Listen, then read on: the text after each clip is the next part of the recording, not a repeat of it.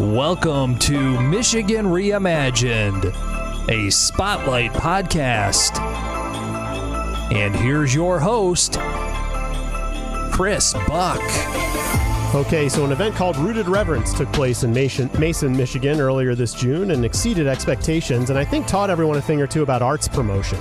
Today, we welcome back a friend of the show, the owner and director of Opportunity Arts, Mr. Mike Marriott. Welcome back, Mike. Hey, Chris. Good to see you. How are you? I'm doing fantastic. Thank you. So I had an obligation out of town and missed it. You get business cards, social media. I mean, Rooted Reverence was actually really well marketed, and I missed it. So I'm going to live vicariously through this storytelling and then hear, obviously, a lot of the things that you got out of this. But let's start a little bit with your background. I know we've had you on the show a couple of times. People can archive your name and pull up your full story. But in a nutshell, Opportunity Arts, what are you? What are you trying to accomplish for our arts community? First, I love being the Paul Williams to your Johnny Carson. So, so Opportunity Arts, we do promotion and administration for artists, a lot what I call the career artists. To me, there's three categories of artists: hobbyists, professional artists, and career artists. We work with a lot of professional and career artists to help them achieve just that, their careers. And so it comes, whether it's promotion, whether it's management, budgeting, permitting, event stuff, any kind of thing like that. We want to be the business wing for the artist. Got it. Okay. So like a chef that owns a restaurant, there's a lot of gaps in their knowledge. They're great at making food and putting it on the plate, but everything else is maybe a little bit foreign to them. So you kind of provide that mentoring, counseling, business role for artists who are good at creating their medium but don't know exactly how to monetize that? Yes, exactly. So we kind of do that, and now we've gotten to a point with a couple of the artists that we've worked with over the years that they're now getting to the point where they understand the administrative end, and events like Rooted Reverence come to play from that. So that was two of our affiliates that put that on. Morgan Madden, who is a poet here in Mid-Michigan's renowned poet here, and Sarah Renee Sanders, who's been on the show before, the Ace of Spades. The two of them are from Mason and wanted to put this event on, and they just did it. They did the legwork and everything, and we consulted, and they had us. We were thankful that they hired us to do the social media management for that event, and they blew it away like that. It was, I can go on about the talent that they were able to pull up. They brought in artists from Detroit. Morgan, I call him the most respected artist in Mid-Michigan because he literally can call anybody up and they're going to be like, yeah, man, I want to be involved in what you're doing. And the two of them, I've never seen, and we know the markets I've worked in New York and everything. I've never seen two artists just go, okay, we're going to do this, and just by pure force of will make it happen. So this is the first time? Yep. It sounds like it might be an annual thing, or maybe it will be going forward, but this was the inaugural idea now. So it was these two, right? Morgan and Sarah. Yep. And they want to do it in Mason because they're from there. Yep. And so they just approached like a city council and said, hey, we'd like to pick a day and maybe use this park or block off this street, or kind of what kind of space did this whole festival occupy? So they got together about 18 months before the event. Wow. Okay. Yeah, and started planning it. And because a goal without a plan is a wish. Mm-hmm. Thank you, Herm Edwards. But they got together. They started discussing what they wanted to do, and then they went through the process of they got Jefferson and Maple shut down in downtown Mason, and they went to the DDA in Mason and told them about their event, their idea, what they wanted to do, the artists that they wanted to bring in, and to the credit of the DDA in Mason, excuse me, they gave them $3,000 in DDA money to put this event on. And so what happened is they went around to different places and they got in-kind sponsorships for sound and for things and for different, and I don't know the particulars of that. That was more their thing, so they're going to know the particular numbers. But they went around and they got in-kind sponsorships. They got business sponsorships. They added that to the money that they got from the DDA. And then they turned around and they put this event on and they compensated every single performer that was in the event. And I know somebody's like, well, of course they did. That is not the normal case. I was going to ask about that. Okay, so DDA is Downtown Development Authority for those who aren't familiar. So there's an organization under Mason's governmental structure that is a DDA, usually made up of local business people that operate within the downtown of Mason, and then there's a staffer from probably planning or economic development that staffs that that deal. So, and they usually have funding, right, to do events or beautification and facade grants and planters and all the things that make a downtown kind of charming. And if you've been to Mason's downtown, it is a very charming, quaint little area. Okay, so she went. I know Sarah. I don't know Morgan. So Morgan and Sarah went to the DDA and explained what they wanted to do and got a check to help offset some of the infrastructure costs, right? And the artistic infrastructure costs for that event. And Morgan did a lot of the talking. Sarah did a lot of the permitting for all of that. Okay. She submitted all the permitting. And they made it happen. And I think the numbers that are back now is that they had between 850 and 1,000 people for the first year, which is good. And to put that in perspective, they increased the population of Mason for one day by 10%. Okay. Right? So the shop owners probably like that. Okay. And we don't have exact numbers yet, but we have a ton of shop owners that were saying that they saw a huge uptick in traffic. So so it worked. The artists brought the audience and the traffic to Mason. Business thrived. They had stages set up inside bestsellers with poets at it. They had music out on the street. They had and so people were running around. And then afterwards, a bunch of the artists all went over to Bad Brewing Company. Right. You know, because you got to celebrate an event like that. So you talked a little bit about music and you talked about poet. So like what was for those of us who didn't make it, what would we have seen? What kinds of mediums would happen? What was the run of show, as it were? So they had vendors throughout the street, visual arts vendors throughout the street. They had poets inside bestsellers. They had Stacy's stage, and Morgan actually dedicated that to his mom. Okay. Who that was one of her favorite places to go when she was alive, was bestsellers. So this whole thing was he wanted to honor his mom and honor his community and show that art is a viable career. Right on. And so they had that inside, and then outside they had music. They had Stefano Andreotti, who's a 2-time world champion opera singer. They had the top beatboxer in the state. They had hip hop artists who came up from Detroit. They had a whole Detroit syndicate that came up and performed in Mason that day. And that was kind of the thing that I just thought was really cool. It's like, you have artists from Detroit, you have artists that came up from Tennessee, and like all performing in this thing because two artists just did it. Right. And I think it's interesting. Like one of the numbers that I really love and that they're very proud of is that they raised over $6,000 in artist compensation budget alone.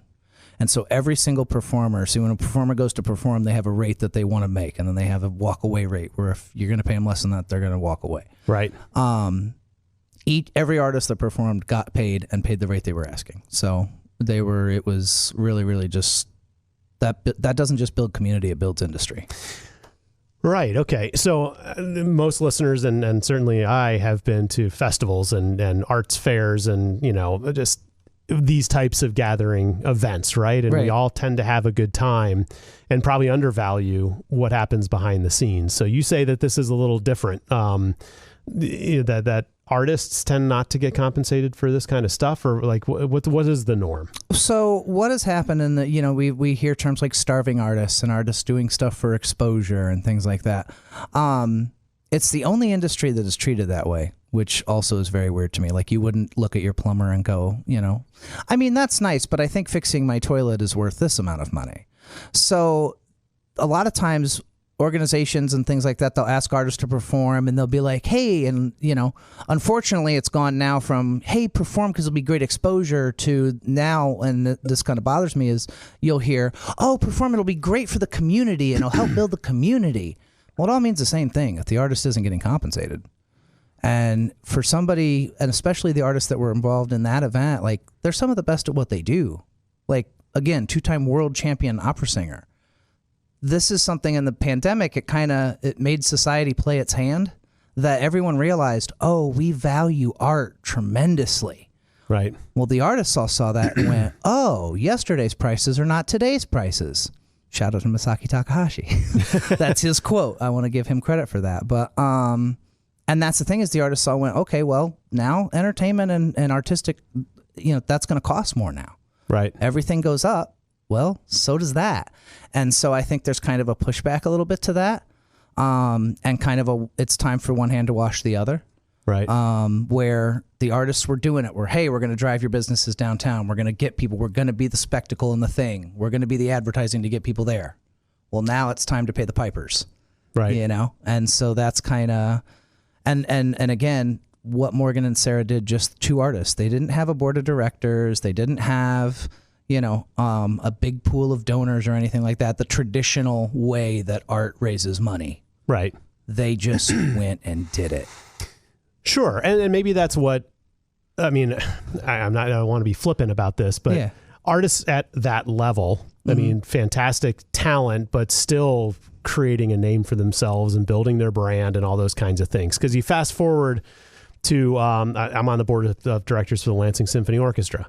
So they will have guest talent that is renowned, that, the pianist from New York City or the cello player or whatever. Right. And they demand a pretty steep, and I'm part of the board and I see what those budgets are. And these are people that certainly have no apologies in saying, I'm going to play 100 gigs, and they're going to cost each about this amount, and I'm going to travel and you're going to pay my airfare and all. I mean, so you get to a certain level where there is where people are calling you, as opposed to saying, thanks for inviting me to this event. I'm going to need to get compensation, or sure, I'll do that mural on the wall.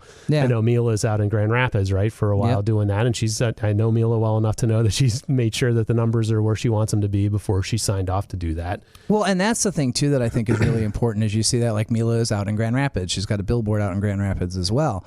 The artists are going to go to the cities and the municipalities that are investing in an artistic infrastructure. So the cities that invest the most in an artistic infrastructure are going to get the best talent. Like, not all art is created equal. Right. You can't say, that a kid in high school who's never done it, I mean, sure, there's a savant every now and then, is on the same level, though, as someone who's got their degree in it and has the bona fides and the acclaim from it. Right. And so, again, you look at Grand Rapids, they're investing. They're putting money in.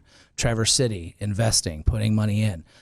It's kind of like baseball. They might have a little bit more money than the other municipalities, but you're looking at the percentage. But then you take a town like Mason, and it's like, no, we don't even know who Morgan and Sarah are, but they're 2 of our people. They're 2 of our people from our community, so we're going to invest in them. And they went out and did the work. They knocked doors and explained it and asked, and many hands make light work. And if a lot of people chip in a little bit, you end up with a lot, and everyone kind of wins. It just takes a little bit more work if you're in a smaller town, whether it's Mason or whether it's in Lansing, as compared to some of these other bigger cities like Nashville or Austin, Texas, or some of these other, forward-leaning, We're doing it on like population. a microcosm level, but they and again, they did that on top of their day jobs that they have, and on top of their own art that they're doing, their own writing and painting. Does that take time? Just a little bit, right? But you do that work, and then you sell it, right? And you just got to be exposed and have enough places to go out and sell that. Okay, so that's a heck of a story. Yeah. All right. So Rooted Reverence happened, and you have 2 local artists knocked it out of the park, and that's and it's maybe my experience, and maybe I'm wrong. Correct me if I am, but artists sometimes are a little introverted. Yes. Right. I mean, maybe always, or a lot of them are introverted. Neil is probably the exception, but a lot of them use their art as their expression and maybe aren't the most social people. So knocking on the doors and asking for the money and doing that kind of stuff is probably a little bit out of their element. Just a smidgen. Right. So what we've actually done, and I'm actually announcing it on the show, is to me, when I see something like what Morgan and Sarah did, you don't let that get away. Right. Yes. Explain to me this new idea you've got. So we are so Opportunity Arts is excited to announce that we will be bringing Morgan and Sarah into our front office to help event strategies, organizational management, some of the things that they did over this event. And we want to be able to go to artists who are wanting to do their own events, because the whole week after Rooted happened, Morgan's phone was just ringing. How did you do that? How did you do that? That was just the question over and over. Right. And I told him, I was like, keep your mouth shut until you have a rate for what your knowledge is worth. Right. And so, we want to bring those 2 on, and we're bringing them on to do that and to help artists learn how to do what Morgan and Sarah did. And then also to communicate with municipalities and organizations that say, hey, we want to infuse art. Okay, let's infuse art. Here's the way to do it. And here's how we make sure that our career artists are compensated properly. Here's how we raise the money to do this, which is going to be great too, because, you know, you take what two artists did and you put that with an organization that maybe has like 30 to 50 people involved with committees and organization and that all that kind of stuff. Right. Now you've got leg power, you've got connections, and the business community. We've been talking for a while. I've been on your show for a couple of years now, and we all know how good the art is in Michigan now from the career artists. Right. You know, that was kind of the introduction, and now we've hit almost this evolution of, okay, now we know how good it is. Now what's that next level? Now we have to start to build an artistic infrastructure, and we have to start to build an industry here.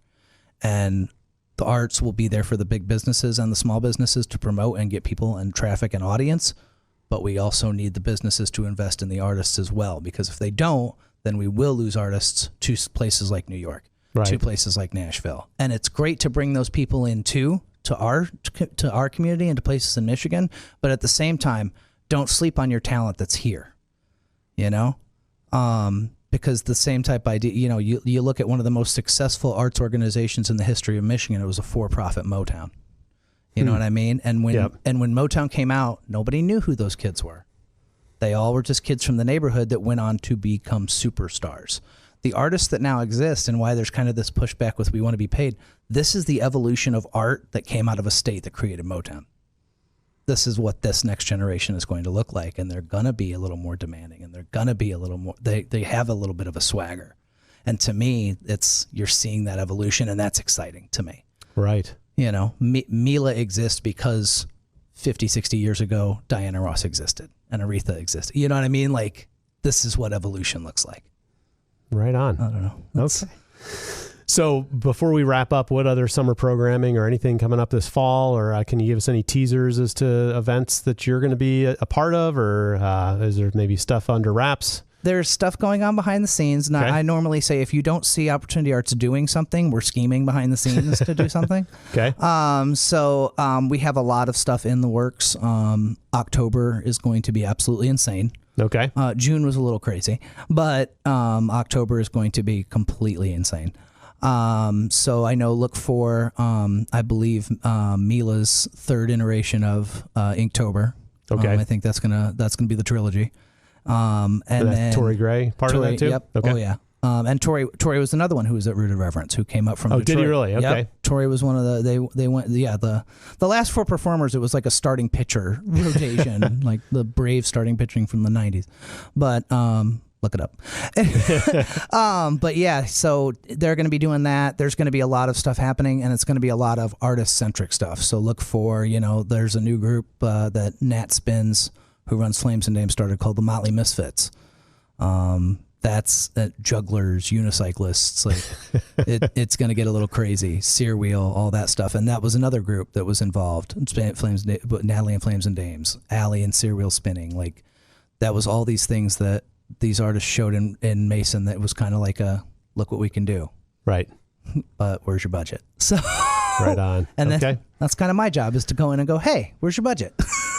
So how can people learn more about Opportunity Arts? So we have a website, www.opportunityarts.org, and you can check us out on social media and everything like that. We're on all the platforms, including TikTok. So nice. We have a fun time on there. And then Rooted Reverence, did you dump a bunch of photos on that in social? So the Rooted Reverence, they've got a bunch of images of the artists and stuff that performed for that. And then that will be happening again next year. I'm not sure what date, but Morgan and Sarah will let everyone know, because that's their baby and they want to do it again. And already, and this is the thing too, where it's like already people are going, are you going to do 2 days next year? Are you going to do 2 days next year? Huh. And it's like, we'd love to do 2 days. There's more of that infrastructure that has to take place now. But right. What I think that's going to be, ideally, that's going to open the summer, and then Sun-Dried will close the summer from now on. Got it. In Mason. So we'll see, but it's Morgan and Sarah's baby and their decision. We'll see what they say. That's fantastic. All right. Well, we've had Mike Marriott, the owner and director of Opportunity Arts, here talking a little bit about Rooted Reverence and some other things that came out of that event. Sounds like a fantastic show-stopping event. Yeah, it was great, and we're excited to bring Morgan and Sarah on to be a part of Opportunity Arts. You see that knowledge, you gobble it up. So we're excited to have them on board with us. Thanks for sharing your story, Mike. Thanks, Chris.